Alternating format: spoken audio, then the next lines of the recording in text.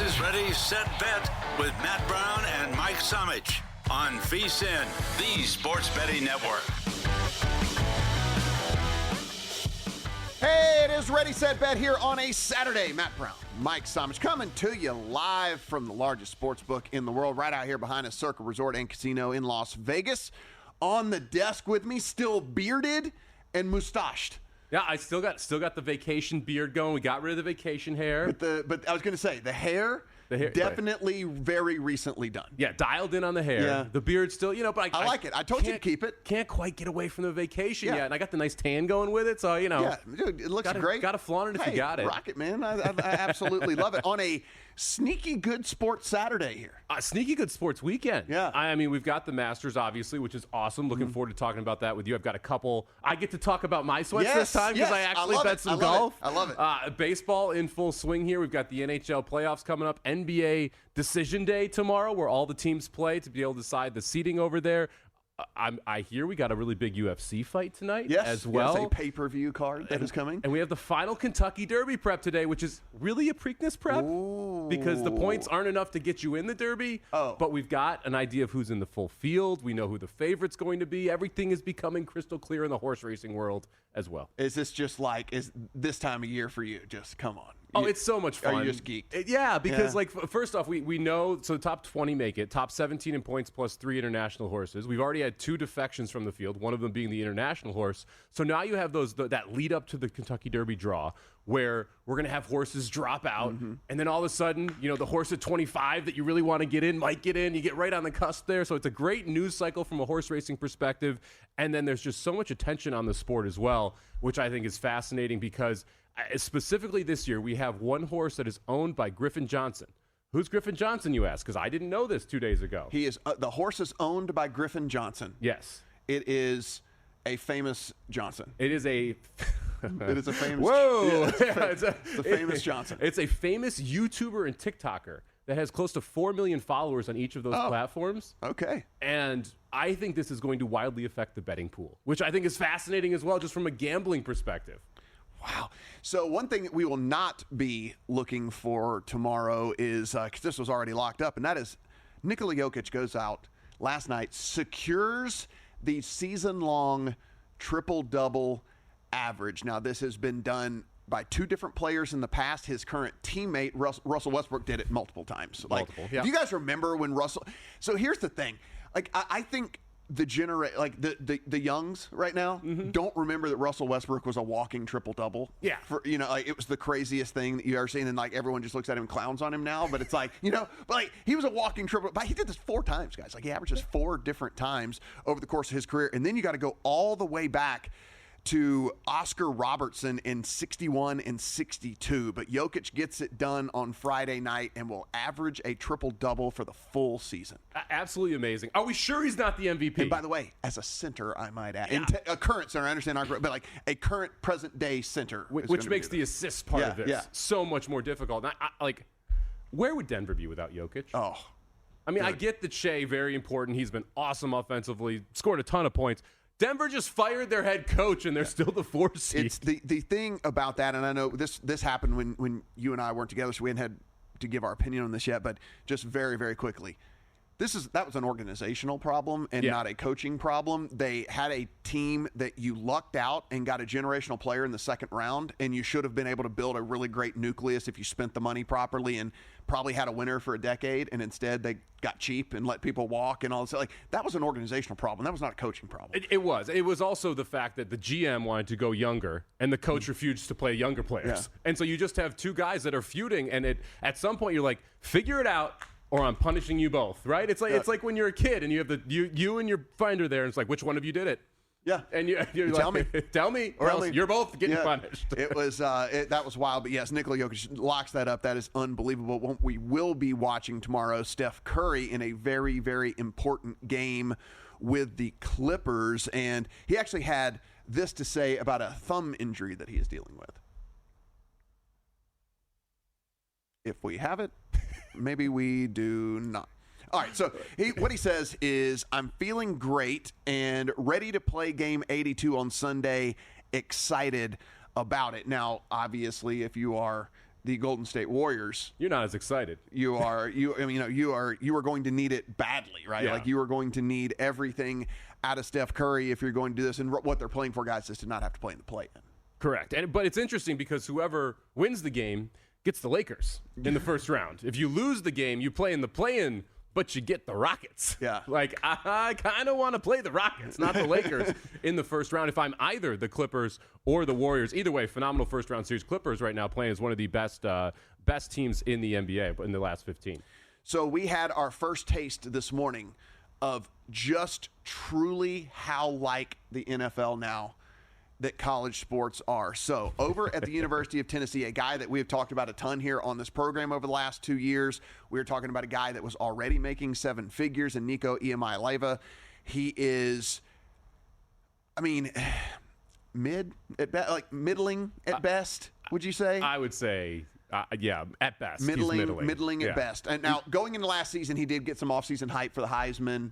I'll admit I put in a ticket on him and all of that. I thought this high-powered offense might just propel him into the conversation. Well, that's the thing. Everything was set up really well for him to be good. Yeah. And he was still mid. So he decides to sit out of practice yesterday, apparently while in the midst of NIL negotiations. And Josh Heupel took to the podium this morning and said, okay, we're just going to move on. Yeah. So Nico is going to be playing elsewhere next year. And so now this is kind of, we get this all the time in these contract disputes and, I demand a trade or this, that, and the other. And, the GM has to go to the podium and say, I guess we're going to have to honor his trade request or whatever. And well, this is college sports. And this is Josh Heupel going, okay, he wants more NIL money. Someone else can pay him. Yeah, we're see done you later. Yeah. Do you think that you're going to have a lot of Dallas Mavericks fans convert over to Tennessee fans now because they actually fired Nico? I see where I went there. I see what you did there. But this is interesting because, what we thought we knew about Tennessee heading into the offseason here as we head into college football season now is going to be completely up in the air. I mean, I'm sure they will look into bringing in someone or whatever, but very interesting, though, that we said this is getting more and more like professional sports. This is professional sports. Well, you start hiring GMs for college teams. Yeah. It pretty much tells you what to expect moving forward. Now you actually have to manage not only the actual on-field product, but the budget that goes along with those teams and how you're building them. Yeah, it's just, I woke up to this and I'm going, why would they dismiss him? And it's like, because of NIL negotiations. And Cash, it's like, baby. Oh, cool. Yeah. This guy was already making 7 figures, so he thinks he's worth more after that season that he had last year. He's getting bad advice is what he's getting. It's take the money, Nico. Yeah. Take the money. Scott Bondar is going to join us a little bit next segment here to talk some Major League Baseball. Joe DeLeone is going to join us to talk the NFL draft, which is really, really heating up. This is something you and I are going to focus on a ton because this is changing by the day. And guys, if you're building a portfolio, I so wish we had a way to get to you 7 days a week because if you had been building a portfolio kind of like how we've been screaming, you would currently right now have Shedeur Sanders, Travis Hunter at plus money to go to. Now, you'd be naked probably to Abdul Carter because for the most part, he was the favorite for so long and all of that. So, you weren't going to get that. But you'd have a really nice portfolio starting to shape itself for that 2, 3, 4 pick, what they might get done there. Now we're starting to get some rumors as to what's going to happen 5, 6, 7, 8. So can't wait to talk to Joe and see what he thinks how this is all going to break down. I'm still in the camp. The Browns have not ruled out taking a quarterback, and you can find Shedeur now upwards of 17-1 to go to. I loved your strategy last week where you talked about playing Shedeur at 2 and them taking the over 3.5. You're basically buying protection on the 2. If he goes 2, you make a bunch of money. If he goes over 3.5, you can win 1 unit, you can break even, you can decide how you want to structure that. Chances of him going 3, I think, are next to nothing. Yes. Chances of him going to 1 are 0. Yeah, I think the Giants have decided, look, we brought in the 2 good. vets. Yeah. We don't really like any of these quarterbacks. So we're going to take best player available at 3, which is either going to be Hunter or Abdul Carter. Can I do hot take here in the last 2 minutes? I like it. This is the worst NFL draft in 10 years. Whoa! I have dove into this draft, and as I've gone deeper and deeper into it, I am not sure, outside of Abdul Carter, who I think would have been the number 1 edge rusher last year, any player in this draft would be number 1 at their position last year. Yes, I'm talking to you too, Travis Hunter. I'd rather take Quinyon Mitchell number 1 at cornerback over Travis Hunter this year. Every single position is better last year than this year except Abdul Carter. Wow. It's not good. Take. Yeah, that is a pretty high. I did hear people say that Cam Ward, if he was in the draft last year, they would have had him probably third or fourth. Yeah. So, he definitely would not have been. I mean, he is Caleb Williams light. As someone who bet Washington State 2 years ago to win the Pac-12 and a University of Miami fan, I've watched a lot of Cam Ward. He doesn't want to play in structure. He wants to run around and hunt big plays. Yeah. That doesn't work in the NFL like it does in college. We'll have, you mentioned UFC 314 is this evening as well. You're going to want to stick around because we'll have two different voices on that. Kyle Anthony will join us also, Lou Finocchiaro. We'll get Lou's thoughts on the NHL as well. So a double dose here of UFC 314. So you'll have some sweats tonight. Hopefully you want to throw some of these bets in your account. Yeah, I'm looking forward to I don't have any UFC bets yet. So I need a little help from the peanut gallery here to figure out who I'm gonna sweat tonight after all this golf and baseball and hockey and everything else is done. Yeah, we'll finish this with a little bit of golf talk here for the last little bit, Mike. As you guys know, we are on the weekend with the Masters. The top 50 in ties made the cut. So +2 ended up being the cut line yesterday. If you were watching along, we did have some big name dudes not make it, but we also have some big name dudes at the top of the leaderboard. We are in for a weekend, that's for sure. It's going to be fun, and I cannot wait to sweat this out. I've got Oberg at 28. Okay. I've got DeChambeau. I've got McIlroy at 8, and then I have a Scheffler to win with McIlroy and DeChambeau both top 5 parlay. Wow. I got all kinds of sweats, baby. So I've got Rory, I have Connors, and I have Lowry. So I have 3 dudes right there at the top as well. So this is a very sweaty golf tournament, no doubt about it, when it all comes down to it. Rory, back from the dead, by the way. Unbelievable. Could have just punted off this tournament and instead went out, shot 6 under on Friday to get to the top of the leaderboard. When we come back, let's talk some Major League Baseball.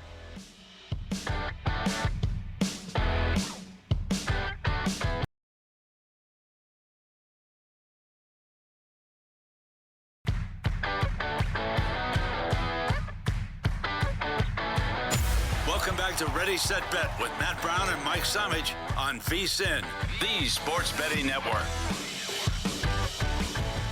Like the legend himself just said, by the way, heading to Canton. Musburger. Congratulations. It is Ready, Set, Bet here on VSiN. Matt Brown, Mike Somich coming to you live from Las Vegas, where, as we said a little bit earlier, this is a sneaky good sports weekend for me. Always going to be great when we got the Masters going on. But, yeah, we got all kinds of other stuff that is happening in the sports world, including Major League Baseball, which, here's the deal.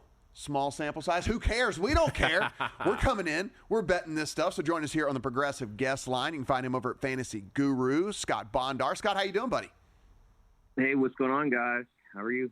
Doing good, man. Feeling really good about everything. So I just mentioned the whole small sample size thing. And so question for you is, now that we're 2 weeks and change into the season, at what point do you, for lack of a better term, start to trust the numbers? Like, when are you thinking, okay, you know what, maybe this isn't noise anymore. I can trust the data and the information that's in front of me.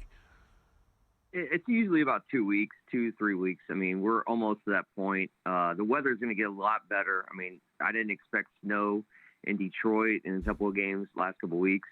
But, about 3 weeks in, we should be fine.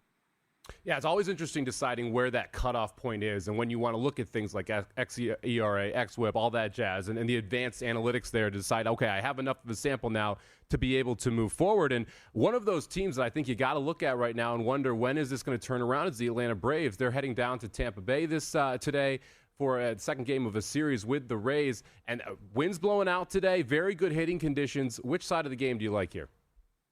Oh, I definitely like the Braves. I mean, it's hard to believe they haven't won back-to-back games all year, but I think since April 6th, they're the second best hitting team in baseball. So I think that's starting to turn. I do love the segue of you kind of seeing where these pitchers and how you can trust all that stuff. But they are they have a good matchup today against Drew Rasmus. I think today you can finally trust the Braves at 135 on the money line. I think that's something that we can take. I find it on a couple sites, but I think this is where the Braves kind of heat up, and across the rest of the slate. Hey, Scott, you got the 4 Eastern game in the Blue Jays and the Orioles. Bowden Francis going for the Blue Jays. They find themselves a little slight dogs here in this one. The Orioles about -125 at home as favorites, 8 on the 8 on the total there, but you are looking at a strikeout prop. Yeah, definitely. I think it's too small for Francis at 3.5. I think you can definitely take advantage of that at this point. There's a lot of swinging and missing in that Orioles lineup, so I'm fine with Francis at 3.5. Yeah. Over. This Orioles team, another offensive lineup that hasn't quite put it together the way that we would expect this season. We'll see if they're able to improve. And one of the ways I love to play these games, especially with the expanded menu that you're offered in baseball, is playing over hits, runs, RBIs, or looking at over total bases. How often do you play those type of props when you are betting baseball? And what's your favorite one of the day today? Yeah, definitely. The hits, runs, RBI has been something that you could take advantage of early on. The batters that I definitely like today, for example, we haven't looked at that, but Kerry Carpenter, he is an excellent opportunity to go deep today. He crushes right-handed hit pitchers, and Paddock is just one of those guys that just throws nothing but fastballs. So I like him to go over and even take a plus 400 home run prop on him, because all he seems to do is just hit home runs off of right-handers. Now, one of the talking points during the offseason and into this year that has really come to fruition is what's going to happen in this athletics ballpark there in Sacramento. We've seen we've seen the games go over 6 of 7 games there. We've also seen the road team go over their team total in 6 of 7 games. What are your early returns here on this athletics ballpark, and do you think this is something that's going to continue throughout the season? Oh, definitely. It's kind of like a miniature Coors up there. It was very well played with the Pacific League for the minors and stuff like that. So I'm fine with looking at home runs in those games. I love Brent Rooker today. I mean, he has a plus 280 home run prop. I mean, another guy that mashes left-handed pitching. He's just unbelievable against sinkers. He actually has a 640 ISO. And Peterson loves to throw sinkers. He throws that 30% of the time of his pitches. So I love Brent Rooker today if you're going to look at a home run prop. And, here's an example of a guy you could use for a hit, runs, RBIs, because once he hits that home run, you hit both those props. Yeah, he's someone I like to play with total bases as well, because if you get the home run, obviously you're home, but nice park to hit doubles in too. I don't think enough is being made of the foul territory there. We saw this is very similar dimensions to what the Athletics were playing in Oakland. And if you watch a game right now in Sacramento, you basically get an extra half inning to full inning of foul balls that would be outs in 90% of other baseball stadiums. But in that stadium in Sacramento, because of the lack of foul territory you see in pretty much every minor league stadium, you're getting those extra outs, which is just allowing teams to be able to get extra at-bats and turns into extra runs as well. It's one of the reasons we've seen the overs consistently hit there. I'm on Rooker over home run today as well, so I hope you're right about that one. One thing I do not dive into very often is the Yerfie and the Nerfie. So yes, run first inning and no run first inning. Is this a market that you usually like to attack, and who's your favorite bet of the day? Yeah, I think it's an interesting one. It kind of gets that sweat out of the way. You can go and, take care of other things in your life. But the Red Sox and White Sox today, Martin Perez, he's been rejuvenated. It looks like he has 13 strikeouts and only allowed 1 run in his 2 starts. So I like him, getting the inning early. And the other thing is Richard Fitz, he has not allowed a run in the first inning. So both these teams are 2-0 against the spread and winning the first 2 innings without scoring a run. So I definitely like them, that game to go the Nerfie, as you called it. Yeah, the Nerfie. Always a fun name to call a bet, right?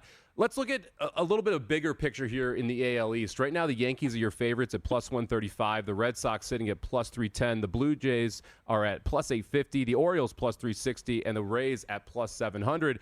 One of the more competitive divisions right now early on into the season. This is a division where I wanted to fade the Yankees. I have them to miss the playoffs. I took some shots to win the division. What are your early returns here on the AL East with a bunch of teams that are all bunched up? Well, I think as the summer gets warmer, I mentioned those props. That Tampa Bay place is going to just be filled with home runs. So if you're looking at overs and unders, looking at in Tampa, I think that's going to be something that you probably want to pay attention to. That can take advantage of that early. But I mean, I do like Baltimore to I think that value at 375 is something. Earlier in the season, though, I had Boston winning it. I think the fact that Bregman has just been like such a great addition at the end, and really nobody really wanted him, but I mean he's been lights out the last couple of weeks so far.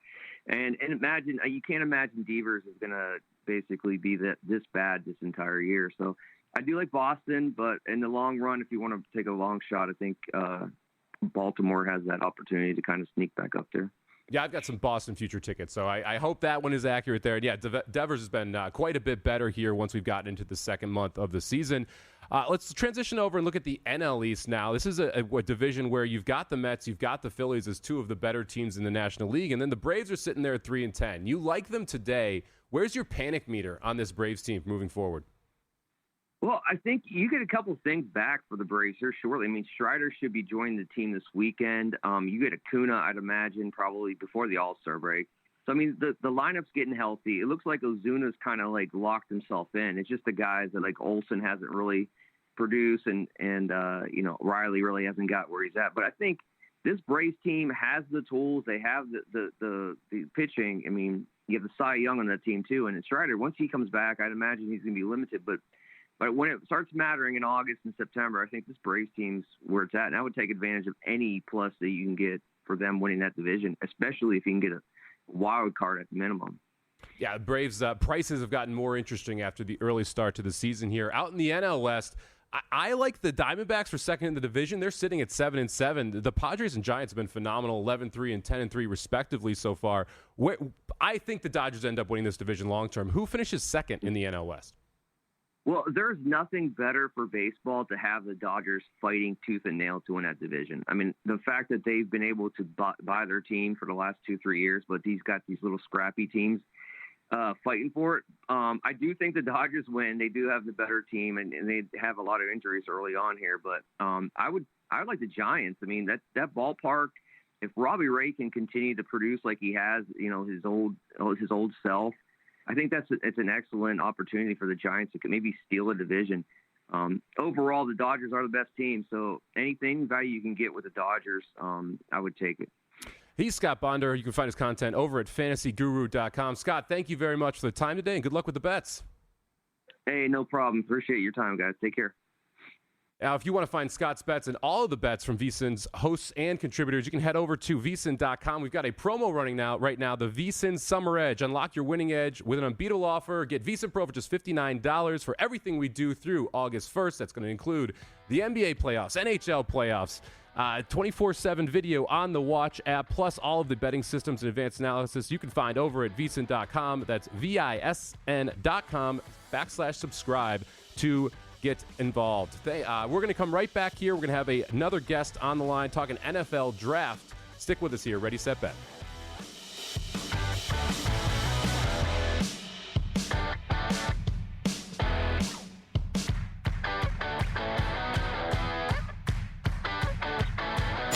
Welcome back to Ready, Set, Bet with Matt Brown and Mike Somich on VSiN, the Sports Betting Network.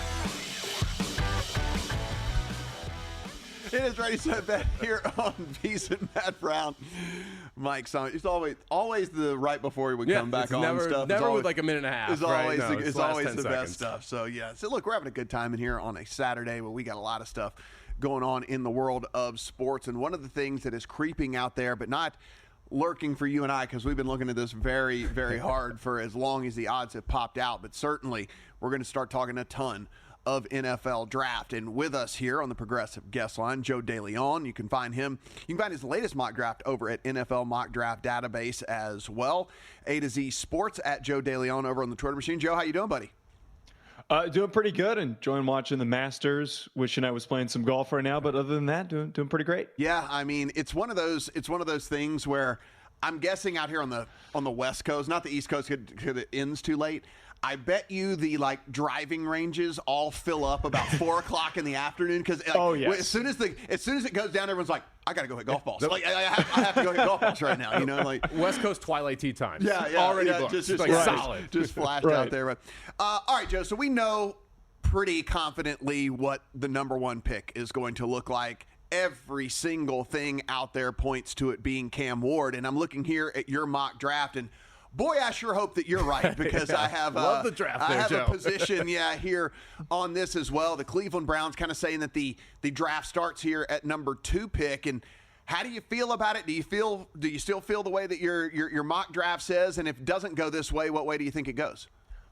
Yeah, I got Shedeur Sanders going at the 2nd overall pick in this mock draft. And the biggest thing I've been saying for the past month right now, since there's basically been that confirmation Cam Ward will be the 1st overall selection, is that so many dominoes will fall based on who the Cleveland Browns pick. If Travis Hunter's off the board and that's who they select, the Giants are able to secure a quarterback, and Brian Daboll and Joe Shane can maybe create a little bit more of a cushion and add a little bit more time for themselves if Shedeur Sanders looks good in his rookie season. If it's Abdul Carter, it affects what the New England Patriots end up doing at 4. If Abdul Carter ends up not being selected there, how far does he slide? Does a team try to trade up and take Abdul Carter? There's just so many variables that occur.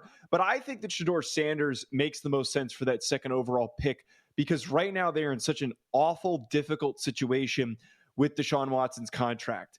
They want to find some sort of a cheap option. Now, immediately after the combine, one of the things that I heard is that they were really hoping that they could end up getting Cam Ward. And now that that's off the table, I think that they're still going to strongly be considering drafting Shedeur Sanders, not having to rush him out there, and also having that really cheap rookie deal. And the last part about this, I think out of especially any quarterback in this class, if they wanted to wait until day 2, I think Shedeur Sanders fits Kevin Stefanski's offense the best. I think that his touch, his timing, his anticipation, his decision-making, all of those things being in the elite category, despite not him having a plus arm, is going to work well for Stefanski, but would not work for some other NFL teams. Well, I hope you're right, Joe. Got some Sanders number 2. Yeah, I kind of agree with the reasoning as well. I think he fits phenomenally into that Stefanski offense there. Now, one thing that surprised me when I was looking through your latest mock draft was the tight ends. You've got Tyler Warren sitting there at number 5. It's the highest I've seen him go from Penn State to the Jacksonville Jaguars. His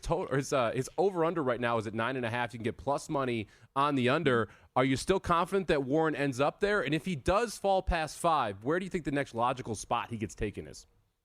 Yeah, I would take the under in this circumstance of him going below pick 9, because the first option being the Jacksonville Jaguars, a realistic opportunity for him to land there. I think that Liam Cohen needs to find ways to spark production for Trevor Lawrence in this upcoming season. He's brought in as a great offensive mind, and the way that you start to regain the confidence around that franchise is for Trevor Lawrence to have a great year. Already have Brian Thomas Jr., who's going to be your number 1 deep threat receiving target. If you have Tyler Warren as your underneath, dump off, go-to, steady, reliable target, that is only going to help Trevor Lawrence regain his confidence and play at a very, very high level.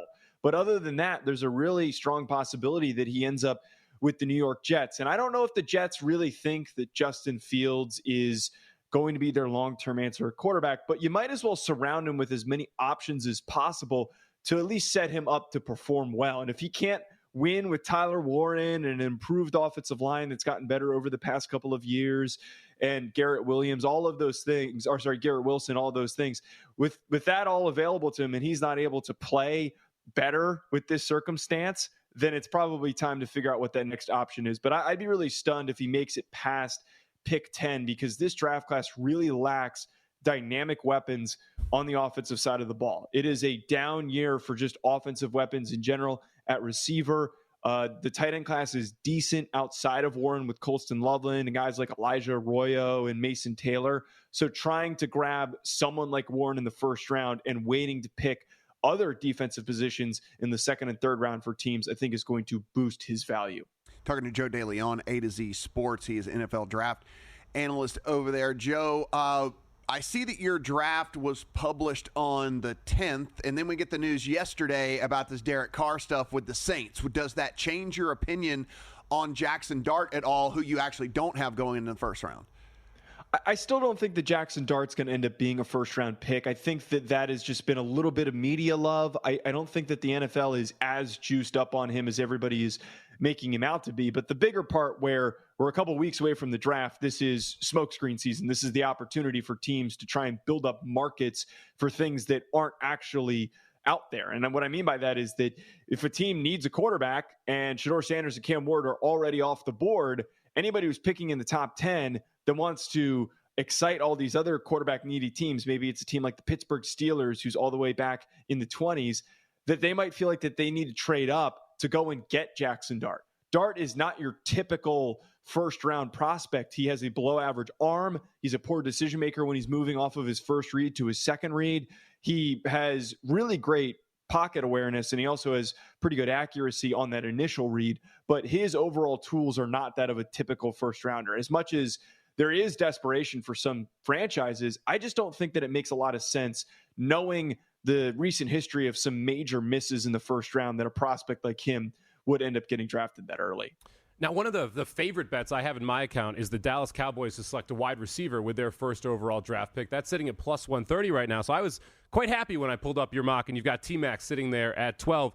If he goes before that pick, do you think there's any chance the Cowboys end up taking Golden? And if they don't go wide receiver, what do you expect that they end up trying to address? I think that it's realistic that they end up trying to address running back. One of the most consistent projections for what the Cowboys could do is maybe drafting Omarion Hampton. If Ashton Genty is still on the board, I think that Jerry Jones would be more than excited to add Ashton Genty to that offense. I find it hard to believe, though, that T-Mac is not going to be there on the board at pick 12. I don't think that he's another player that I think like some media members just really love him, but the NFL is not going to be as excited about a receiver that wins mostly in contested catch situations, when contested catch dominating receivers don't always work out and succeed in the NFL. But I think Matthew Golden is worth consideration because he would play really nicely opposite of CeeDee Lamb, and he's got great speed. He tested running in the 4.2s. That explosiveness, that ability to attack downfield that Texas didn't utilize enough this year, and then the reliability of his route running in his hands would be something that the Dallas Cowboys desperately need right now, because outside of CeeDee Lamb, they are very, very thin at options. Joe, I'm really glad. I like when I look at mock drafts and it doesn't have like 5 trades in it, because I mean, we don't know when trades are going to happen and all of that. However, we know there will be trades, and there's the rumor that the Giants have contacted the Titans. We've got all of these different things. Where do you think the first likely spot is? Is it as early as 4 with the Patriots, who kind of have weirdly how their offseason went, have the luxury of maybe taking a couple of different positions? The thing with this draft class, because there's so few desirable quarterbacks, I can't really pinpoint like where that first team that will trade out is, but I can tell you this, as I mentioned earlier, if Abdul Carter is still on the board at pick 5, for whatever reason, maybe the foot thing that was brought up at the combine with the injury that he had to his foot ends up being worried about by teams. Maybe it's just the general market for other prospects going sooner. I wouldn't be surprised if a team like the Atlanta Falcons, who desperately need a plus starter at defensive end, that they wouldn't feel the urge to trade up into the top 10 to go get him. And then another potential trade that could occur here is the Texans moving up to draft an offensive tackle. They decided to completely clean house and start over at offensive line. So they need to come out of this first round in a draft class where there's not very many good offensive tackle or interior offensive line prospects on day 2 and day 3, that they would maybe trade up if a bunch of guys start going in a run in the teen picks. He is Joe DeLeone. You can find his work over at A to Z Sports at Joe DeLeone over there on the Twitter machine. Joe, appreciate it. And you know what, buddy? Let's get that number 2 pick on. It's a good day, no matter what, as long as we get the number 2 pick on. Of course. Thanks, guys, for having me. Have a good one. Guys, as we said, we're out sitting here. You can see over our shoulder, world's largest sports book upstairs. Awesome experience up there at Stadium Swim. If you want to come for any of the sporting, you know what, maybe it's just a vacation. Maybe you don't have to come for one of the sporting events. The food's great come here. on in. So circalasvegas.com, promo code VEASAN15 will give you 15% off of every single one of Derek Stevens' properties. So whether it be Circa, the D, or the Golden Gate, go to circalasvegas.com. Use that promo code VEASAN15.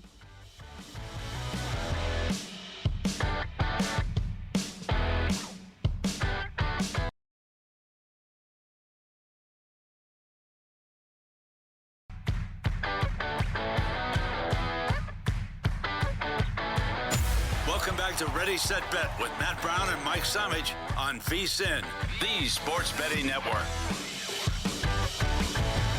Ready, Set, Bet here on VSiN on a Saturday. Matt Brown, Mike Somich. Appreciate you guys spending some time with us, whether it be on Channel 158 over there on Sirius or YouTube TV, our very own VSiN Watch app, terrestrial stations around this great country of ours. We are excited to sit here and talk about every single one of these in. Listen, we just get done talking about the NFL draft, Mike, and you and I continue the conversation as we go on break because, again, it is just such a fascinating betting vehicle because you're going in and we could have the perfect handicap on any game that there is, football game, basketball game, baseball game. They still have to go out on the field and execute and do the thing, right? We have seen massive favorites lose all the time because they didn't execute out on the field. This has nothing to do with that. We are breaking down this stuff. We're trying to read tea leaves. We're trying to connect dots. We are going, what if this, then this, all of this, putting this massive puzzle together, and we could just be right. Like, that's the thing. It's like there is no advantage that they have over us because they got the same information that we do. They're just trying to move stuff along as we are sitting here doing the exact same thing. Like we said, if you're building a portfolio, you saw that number 2 pick. We've got Shedeur 9-10 to 1. You can find him even longer than that right now. But if you played Travis Hunter back at number 2 when we were screaming that about a month ago, you have probably a 6-1 or 7-1 ticket in your account. You're feeling pretty comfortable now at that 2 pick, right? And it's just all about making sure that you've got like the best numbers in these certain spots for likely scenarios. Exactly. Yeah, you want to build your early portfolio around finding prices that are probably going to change in the positive manner for you, and you want to make sure that you have multiple outs at certain positions. The one thing I will highly recommend to people out there, do not correlate your bets too heavily, right? That we have a scenario where we think Ward 1, Sanders 2.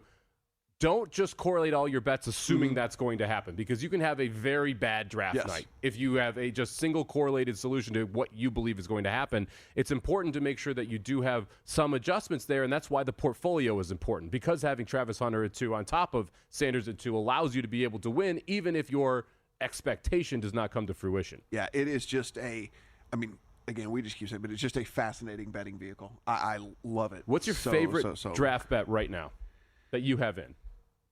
Well, or that you would place today. Let's put it that way. That I would place today is I am pretty confident that Genty, I know there's starting to be some steam that he slips a little bit or whatever. I'm trusting what these draft analysts continue to say, which is this is your 3-down, plug and play. You don't have to worry about anything. He catches passes. He pass blocks. He obviously runs well. All the different things. Great vision. Not Saquon Barkley, but like you could say plug and play like a Saquon Barkley, right? Like just go in, you're set at that position no matter what. I mean, that 9.5, I know people are starting to bet the over on that. I've got the under on it. I still would bet the under on it today. I just don't think you look at a guy like that. If you're a team that does have sort of a, if you will, air quote, luxury pick, and don't say, man, let's go get that dude. Let's go ahead and just shore up the backfield. Well, it's interesting because, we're seeing money coming on the over, right? But Genty is minus 150 to go to the Raiders. Raiders are minus 150 to take a running back. Raiders are picking at 6. Right. They're not picking at 10. And that is the inflection point with Genty to me, because he's gone at 10. That's why it's that 9.5. The Bears would take him if he is sitting there. The question is, will he sit there? The Raiders at 6 seem like the most logical landing spot for him, though. Before we get to your hockey plays and over on the track, we do have the Tigers and the Twins, and then we have the Phillies and the Cardinals that are all coming up right after the top of the hour. Jackson Jobe versus Chris Paddock. The Twins actually minus 155 favorites at home here over the Tigers, and then Chris Sanchez on the road against Miles Michaelis. They are huge, minus 175 favorites over the Cardinals there in that one. Any thoughts on either one of those? I took a little bit of Tigers first 5 plus 120. Look, Jobe has not been great. He's struggled locating the ball, but the stuff's electric. And Paddock's stuff is not electric. So I'm willing to take a plus money price here, specifically in the first half of this game. Lean on Jobe. Hopefully we get a positive Jobe start here, and he's able to handle a weaker Twins lineup. Tigers are rolling right now 8-5. The Twins just 4-10. So I'll take plus money here with what I believe is a better pitcher and apples to apples lineup wise. Yeah, I like this Tigers team as dogs, and I just cannot bet them as favorites, right? The pitching is like most of the time just good enough, and the hitting is like middle of the road. So I don't like to play them as favorites, but as dogs, they're always like a look for me. They really shouldn't be favored if Skubal's not on the mound. Yeah, when he's on the mound, okay, I get it, right? But if it's not Skubal, it's hard to really be confident they're going to win. But if you're getting plus money, I think that's a situation where you can look at the Tigers. And like I said, plus 115, plus 120, first 5 for the Tigers here. As we do each and every Saturday and Sunday, Mike likes to talk a little hockey, likes to talk a little racing, but let's head to the ice. Check goal regulation size or what? It's time to ask Mike Somich, what the Don't you ever touch my puck! All right, Mike, we got two games that you are looking at here, Avs and the Blues. How are we playing the Avs? We are finding some plus money prices today, Okay. Matt. Avs plus 155 on the road today against the Kings. The Kings, the Avs both locked up their playoff spots. The price is this way because the Kings are 35-4 at home. So basically 30-9 when you include the overtime losses at home. I don't think that this should be this big of a delta. That it's just simply an issue around price for me here. This Avalanche team is still a very good hockey club. They want to go in and they want to play well against the Kings, who are going to be a playoff team here, and the price is out of line. This should be Avs plus 125, plus 130. But because the Kings have been so dominant at home, and specifically the last 10 or so home games, money has rolled in on them at home, we're starting to see books adjust and see this price go, in my mind, a little haywire toward the Kings. And I get it. They have been awesome at home. But this is a very good Avalanche team. They shouldn't be plus 155 in LA today. So we'll take the Avs at plus 155. And then let's look at my St. Louis Blues. Hopefully everyone's got to make the playoff tickets. We talked about that. Plus 225, plus 250.